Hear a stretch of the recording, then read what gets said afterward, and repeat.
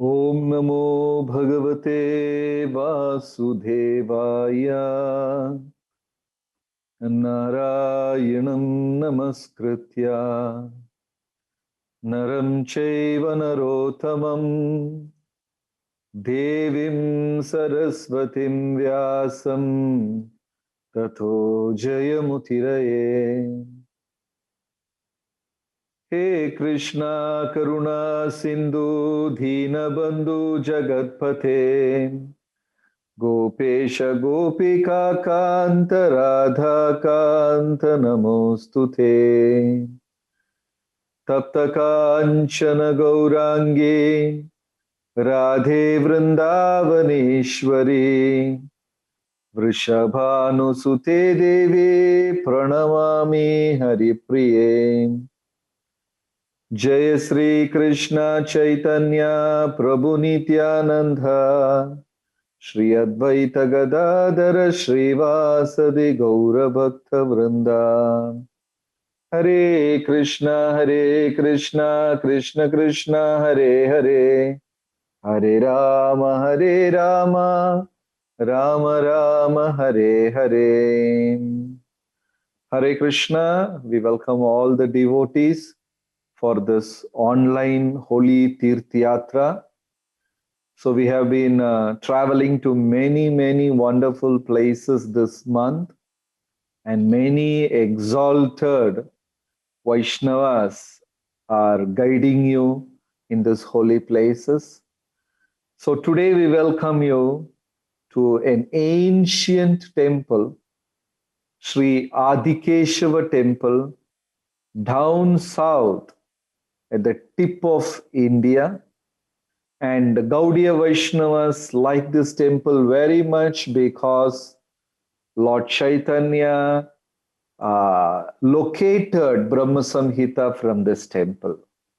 And Brahma Samhita, we all know, is the book which very clearly establishes the supremacy of Lord Krishna.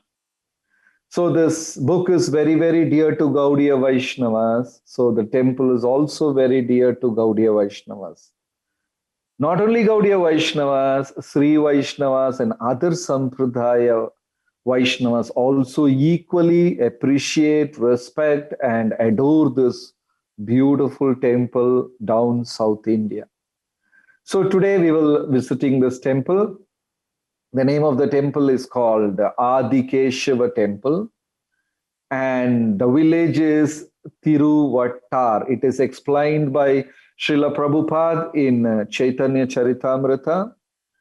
So it's a very beautiful Tiruvattar. The village is called Tiruvattar, which means river which forms a circle. River which flows in a circle. That's what is meant by Tiruvattar. Actually, if you see by Google Map or aerially, you can see the river makes a semicircle around the temple and flows down.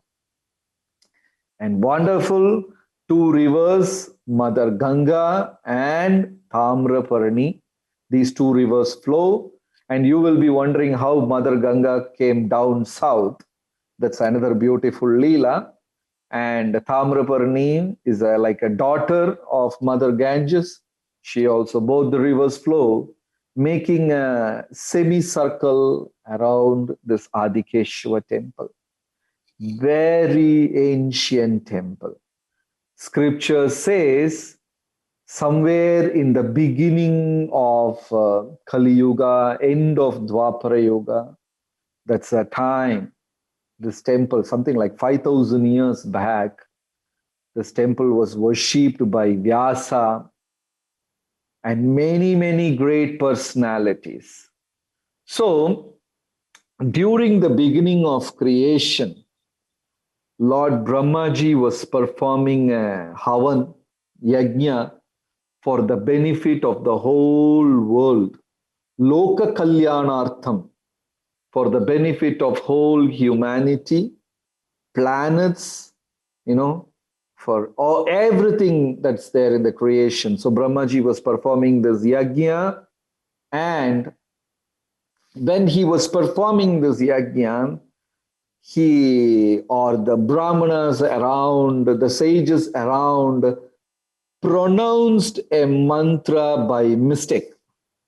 In those days, all these things were considered the meter of the mantra, the chandas of the mantra, and the way it is pronounced. Everything matters. Now one devotee was telling that there are devotees in China, and the devotees, they chant, Hare Krishna, and Krishna appreciates it, and it's also accepted. Sometimes they don't have the word R. Even Russians, I think, they don't have the word R. So they pronounce R as La something. So they chant Hare Krishna.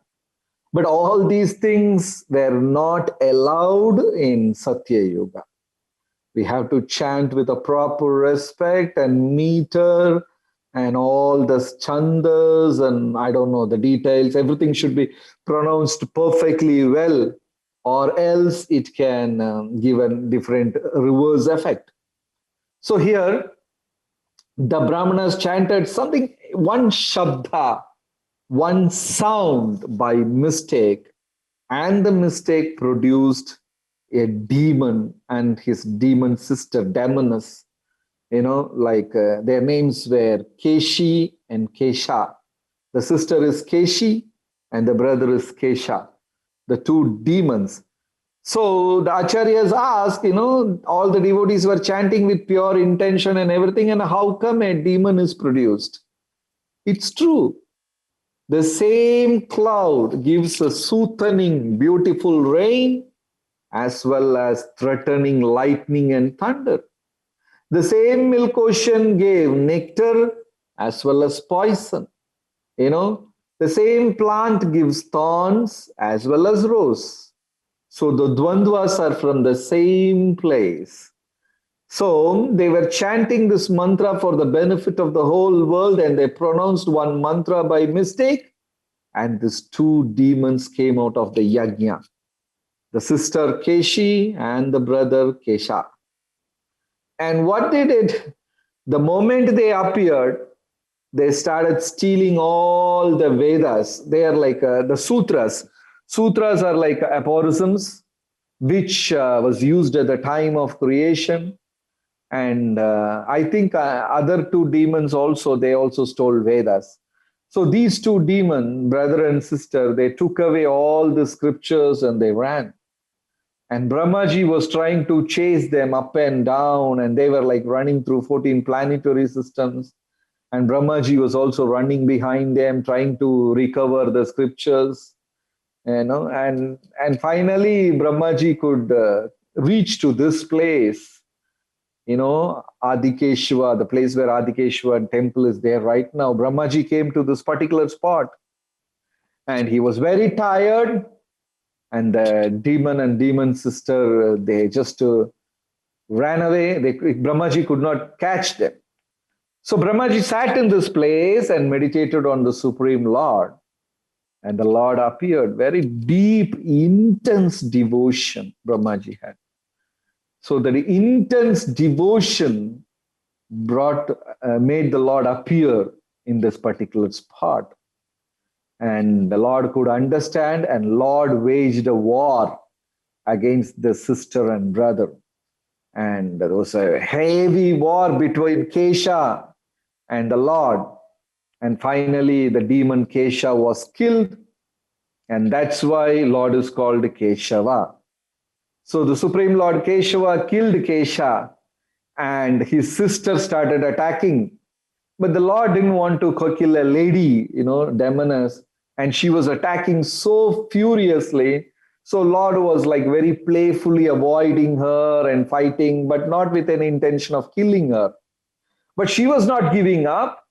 Then the Lord sat down and fought. Then the Lord lay down and fought, having a fun time with the Keshi demon. So she brought these two rivers, Ganges and Tamraparni, just to suck Lord and take him away.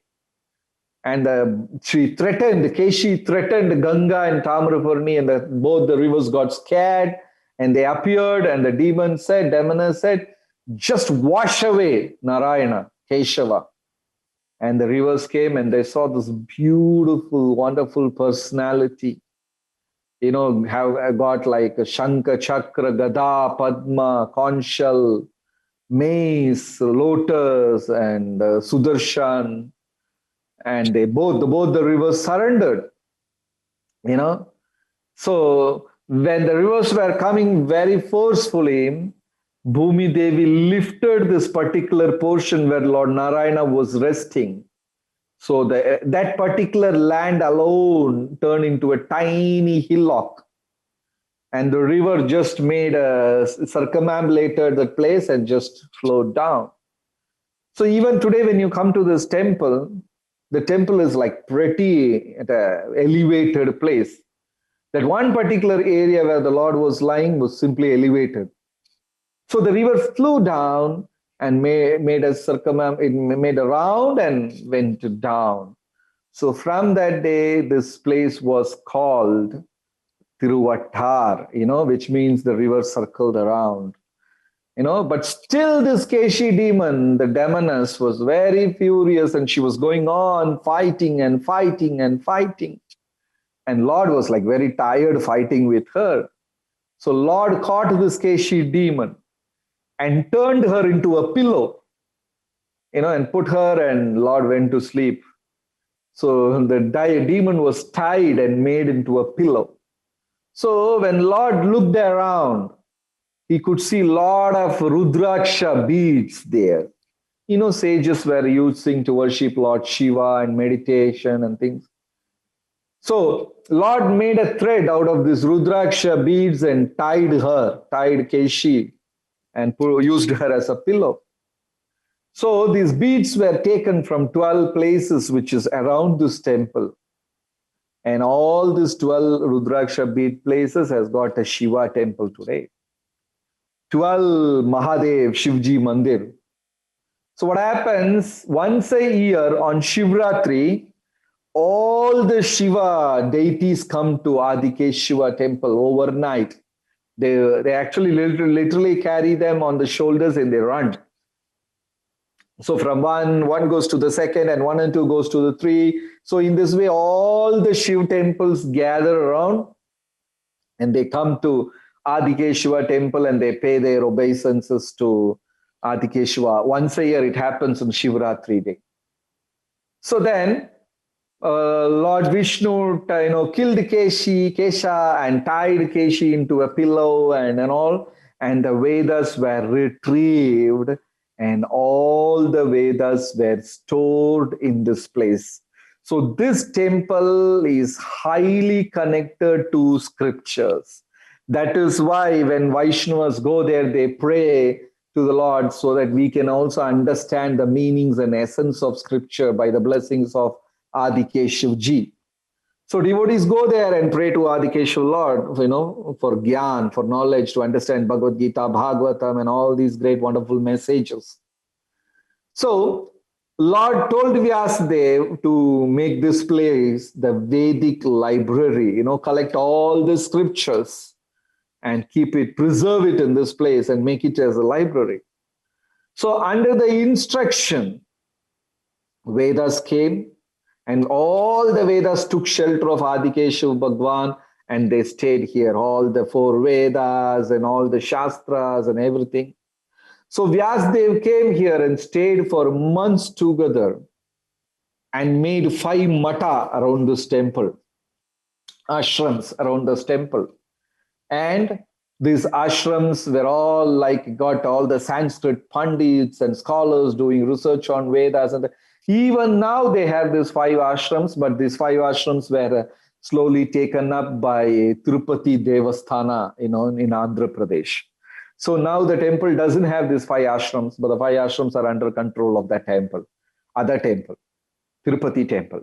So this Adikeshava Bhagwan, Brahma, Lord Vyasadeva, sage Vyasadeva stayed here for many, many months. And the sages were doing research on the Vedas and setting up a library and preserving all the scriptures. So that's how all the gyan, was stored in this place. All the gyan was stored in this place, all the knowledge, everything. And that is how Brahma Samhita was also stored in this temple. Brahma Samhita was also stored in this temple. And Sri Vaishnavas say, actually, Lord Krishna repeated, Adikeshav Bhagwan repeated Brahma Samhita once again to Nammalvar, one among the 12 foremost alvars of Sri Vaishnava Sampradaya, and Nammalvar recorded it. That is what Sri Vaishnavas claim.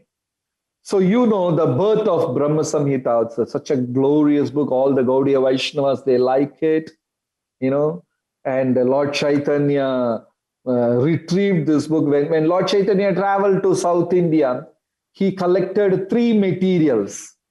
One is like Brahma Samhita from Adikeshava temple, and the second one is Sri Krishna Karnamrita by Leela Sukha, and the third is a portion of Padma Purana or something like that, where it says, actually Ravana did not capture Mother Sita. Mother Sita took shelter of Agni, and she was under the protection of Agni, and Ravana never touched Sita, and the Sita who Ravana abducted was Vedavati, not the actual Sita. When Lord Chaitanya was traveling through Kurma Kshetra, he heard a Brahmana reading this, and Lord Chaitanya became very happy and copied that, and he took it back. And once he went back to Jagannath Puri, Vakreshwar Pandit and many other devotees, they became so happy, jubilant seeing the scriptures, and they made multiple copies of it. And almost every single Gaudiya Vaishnava had a copy of this. Lord Chaitanya distributed. Brahma Samhita, Sri Krishna Karnamrita, and the proof of Vedavati. So they all stored and preserved and copied these scriptures. But the birth of Brahma Samhita is amazing. It is actually sung by Brahma, glorifying the Supreme Lord. And, that actually we all know that story that Brahma Vimohana Leela. Brahmaji stole all the 9 lakh calves and 1,000 gopas and hid them in the cave. And Brahmaji, when he came back, he saw the same amount of calves and the gopas still playing with Krishna. Krishna has expanded into each and every person, right? Then Brahmaji surrendered and he glorified and sang 100 full chapters glorifying Gopal, about his position, about the position of Devas, 100 chapters. And what we have got as Brahma Samhita is like a 5th chapter and, some section, some portion of it. So that's the only thing Lord Chaitanya could retrieve. So Brahmaji glorified Krishna and sang all these songs, and that is what is called Brahma Samhita. Then it got lost again. And Sri Vaishnavas say, actually Nammalvar chanted, Adikeshav Bhagwan chanted and Nammalvar re-recorded it. That is how this Brahma Samhita was preserved in Adikeshava temple in Tiruvattar. And that is what. And another very interesting pastime happened in Adikeshava Mandir. So one day, after giving rest to the deities, the temple was closed. The deities were put in rest and everything. And Lord is going to sleep because the Lord is all the time in lying posture. So Lord is going to sleep, and the 2 Brahmanas came out of the sanctum sanctorium and they were talking. So one devotee said, actually, Lord likes Brahma a lot and he doesn't like Vishnu. And the other devotee asked, why? Because Lord likes Brahma a lot and he doesn't like Indra. That is what the argument of the first Brahmana. Lord likes Brahma a lot, but he doesn't like Indra. Why? Because Brahmaji stole the gopas and calves and put them safe inside a cave and put them to sleep. Brahmaji did not trouble them. He just told them just to check the Lord, and he put them, and they were all sleeping. He did not torture or trouble. But Indra, he sent the torrential rain for 7 days and troubled all the Vrajvasis. Vrajvasis were threatened, they were troubled, they were in panic. So Krishna doesn't like Indra, but he is okay with Brahmaji. Then the other Brahmana said, no, no, no, no, it is exactly the opposite. Krishna likes Indra, but he doesn't like Brahmaji. That other Brahmana asked, why? See, even though Indra troubled them, all the Vrajvasis were together with Krishna for 7 days under Govardhan. But what Brahmaji did, Brahmaji separated the Gopas and cows and took them away from Krishna and put to sleep. So actually Krishna likes Indra and not Brahman. Both of them were debating. One says Krishna likes Indra, another says no, no, Krishna likes Brahma. And actually Lord got up from the sleep. And the Lord was wondering, what is this? I don't know about all these things. I have never heard, or I don't know. And these two Brahmanas are so interestingly talking about me. And Lord became very interested in that conversation, and he woke up from the sleep and started listening to both of their conversation. You know, so in this way, Adikeshava temple was once upon a time the seat of Pandits. The Pandits were sitting and arguing and debating and trying to retrieve the answers from scriptures and whatnot. They were having amazing things, you know. Such a great place, Adikeshavaji Mandir. And from there, Lord Chaitanya retrieved. So these copies, and he went back. So, such a beautiful temple. And you have again in Adikeshava temple, one of the longest deities, like Sri Ananta Padmanabhji in Trivandrum. Adikeshava Bhagwan, Adikeshava deity is also like very long, 18 to 20 feet. Again, you have 3 doors to have darshan. Very beautiful.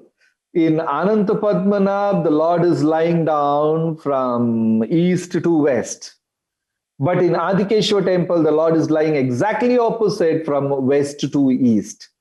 You know, but the same Teve, again, Brahmaji, very beautiful, long deities. Sometimes you have to see them through 3 doors very deeply. Mid portion, the feet portion, and the face portion, and such an amazing. And one amazing thing is right in front of the temple, there is a huge stone mandap, big mandap hall, you know, and it's something like huge, must be pretty huge, maybe like 40 feet into 20 feet or something, 600 square feet, and that is just one stone. I don't know how big that slab must be. Such a big slab they have put. You know, that's why it's called one stone mandap, single stone mandap. That's what they call it locally. Such a huge stone, some 600 square feet rock, solid rock is there. And we can take wonderful darshan of the Lord. Right? And as we all discussed, this is a library of all the great sages, Vyasdev and many, many sages stayed here and did research on Vedas and all. Then this great saint Nammalvar. So when you go to Sri Vaishnavas, they have 12 prominent acharyas, and they're called Alvars. Alvars means ruler. Like in our Sampradaya, we call the sages and saints, sannyasis as Maharajas, the rulers. They don't rule kingdom, but they rule the hearts of devotees. They're leaders of devotees. So we call them Maharajas. So in Sri Vaishnava language, they also call them Maharajas, but they call them Alvars. Alvars means ruler. So one of the prominent among the 12 Alvars is Nammalvar. And Nammalvar stayed here for very, very long time. And he systematically, segregated the Vedas, arranged everything, gave explanation for the scriptures, wrote Tika and purports and commentary. And all the scriptures are stored in Adikeshava temple. And who's this Nammalvar? A wonderful saint. And amazing and miraculous is the appearance of Nammalvar. So scripture says Nammalvar was like Lakshman. In Ramayana, you can see Lakshman, when the Lord sits, he becomes an asan. When he walks, he becomes an umbrella. When he lies down, he becomes a cot. So Lakshmana is like all the time serving Lord Ramachandra, taking one form and another and things. In the same way, Nammalvar, the great Sri Vaishnava Acharya, is also an expansion of Lakshmana. So when Nammalvar took birth, he was dumb. He was not talking he was not even crying, a still baby, a dumb baby. For months and months, finally his own parents rejected him and left him and left the village. The parents, they were so upset. Finally, they got a dumb son. So they were so upset, they left the village, leaving the boy, abandoning the boy. Once the parents left, this boy woke up, got up, baby boy, few months old. The baby got up and walked and sat inside a huge hole in a tamarind tree. The tree had a very huge hole. So this baby, crawled and walked inside and sat in the hole for many, many years. Never spoke. He was dumb. He never spoke to anyone. At the same time, another Vaishnava was traveling, going on a pilgrimage tour in North India. He was taking bath in Ganga, Yamuna, and all the holy rivers and taking darshan of all the holy places. At that time, that devotee had a very strange experience, and he could see a brilliant star up in the sky, kind of a light. And that sage followed that light and came and reached this particular temple. And he was searching, and he came to the particular tree, and what he could see was just a dumb boy sitting inside the tree. And that devotee was wondering, why did I come so long? Why did the light guide me like this? Here is just a dumb boy. But anyway, I had come, so let me check who this boy is. So the devotee asked a wonderful question. He asked, a tiny living being, how could he accept a mass dead matter to be his shelter? It is an amazing question. A tiny living being, how could he accept a mass dead matter to be his shelter? Which means, how foolish the jiva is entering this huge dead body, this mass, and believes this to be my shelter, and this is my body, and I am this body. So he came and asked a very great philosophical question to a few-year-old baby boy sitting inside the hole of a tree. And the baby boy answered, it is the illusion of the Atma. It believes he is the body and he eats whatever he gets. Then that devotee understood this Nammalvar is not a normal boy, he's a great saint. He had not spoken for years and years, and this is the first thing he spoke. And from that day, he was appreciated and glorified, and all the country, the men, everybody came to know about Nammalvar. But unfortunately, Nammalvar lived only for 35 years in this material planet. But within 35 years, he has written so many books and achieved so many things. So that great Nammalvar came here, stayed for long, and recorded Brahma Samhita from Adikeshu Bhagwan. Right? Then inside the altar, you have Adikeshu Ji, then you have Garuda, then you have Narada, then you have Brahmaji, you have Vyasdev, you have Nammalvar, but along with them, there is a sage called Hatalaya. Something very strange. We have never heard this name. And why come with all this wonderful personality? The sage is also there inside the temple. Sage Hatalaya. Vyasa is there, Narada is there, and all the great sages are there. But the sage Hatalaya is also there. So the story, the Leela is so beautiful. that the sage Hatalaya lived for many, many years in this particular temple, right? And he was there, he was taken care by the temple, he takes prasad from the temple, and he was always glorifying Adikeshivji, and the sage stayed there. So one day, Saptarishis came and they said, "Oh, great sage Hatalaya, why don't you come with us? Come with us to Himalayas, let us go, we can live there." And the sage Hatalaya said, No, I'm not coming because the Supreme Lord is here, I can't live. So the sages jokingly asked, "Where is the Supreme Lord?" So sage Hatalaya said, See, he's there inside this plantain tree.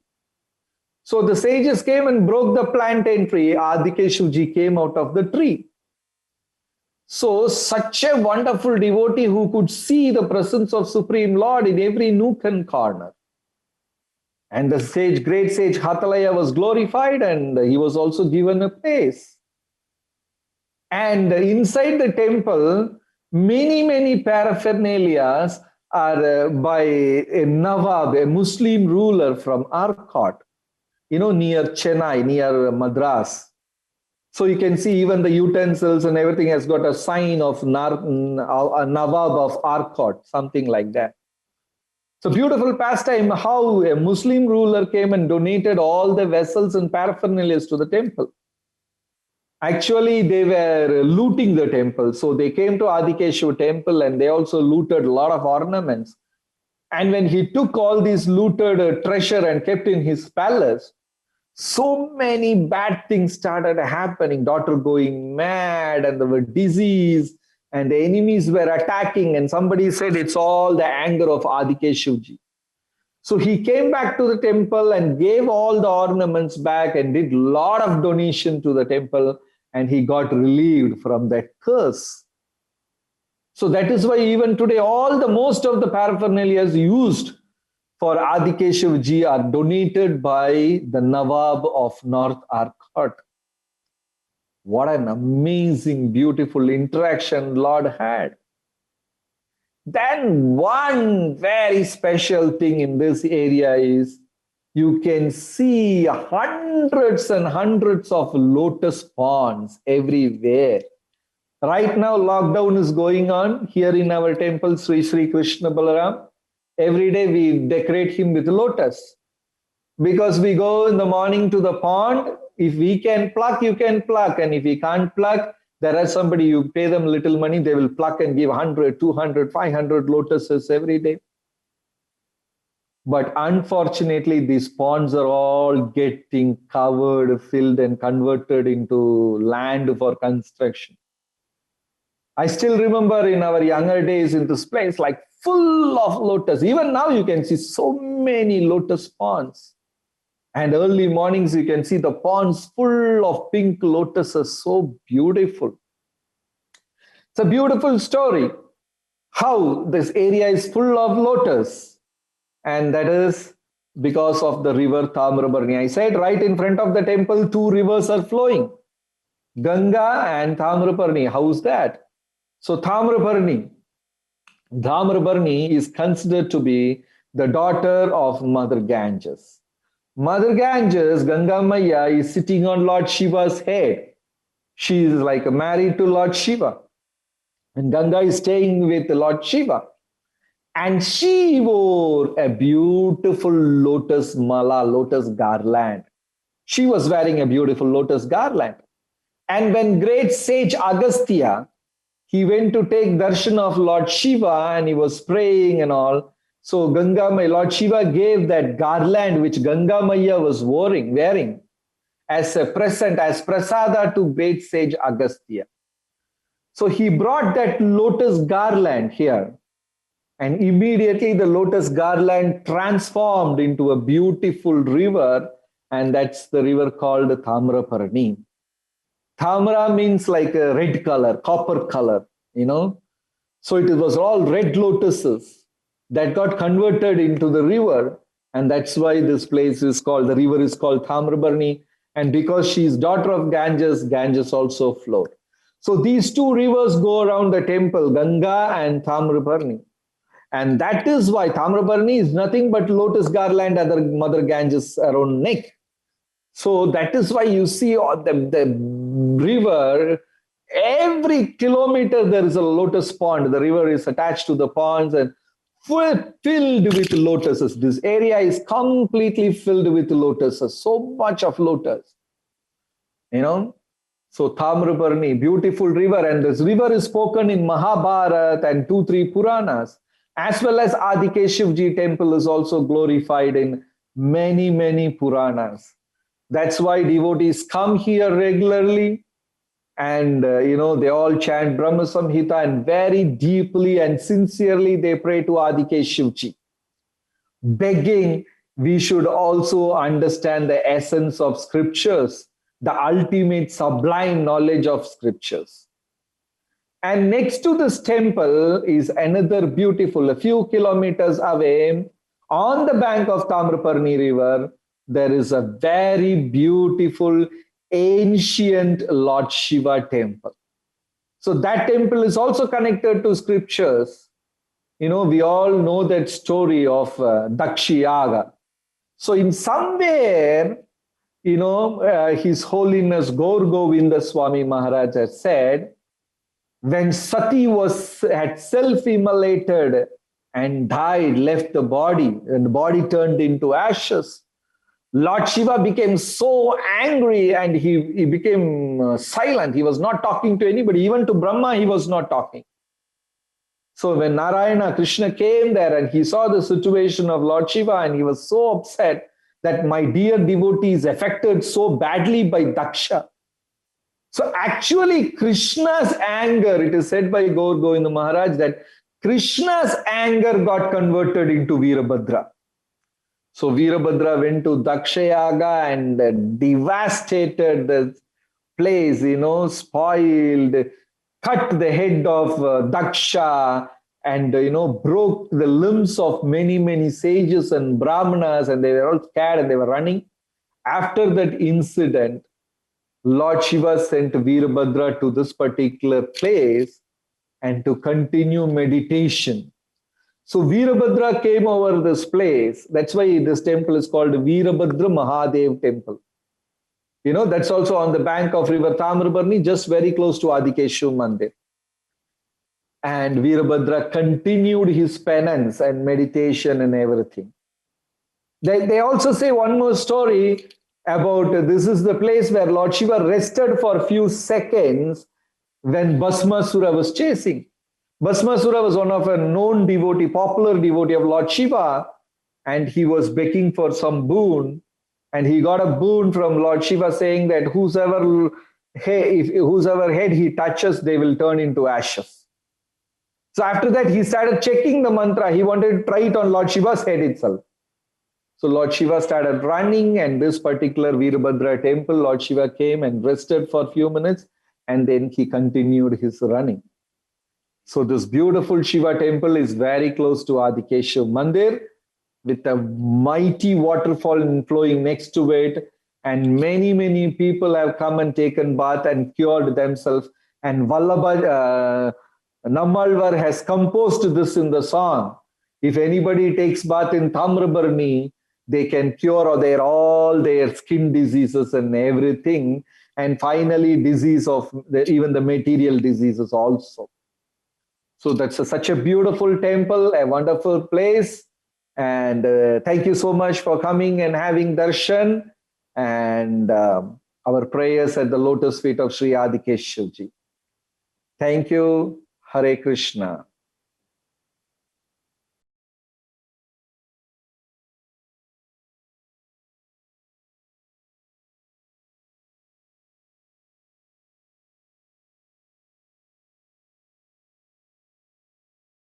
RG Media YouTube channel. Like, share, subscribe.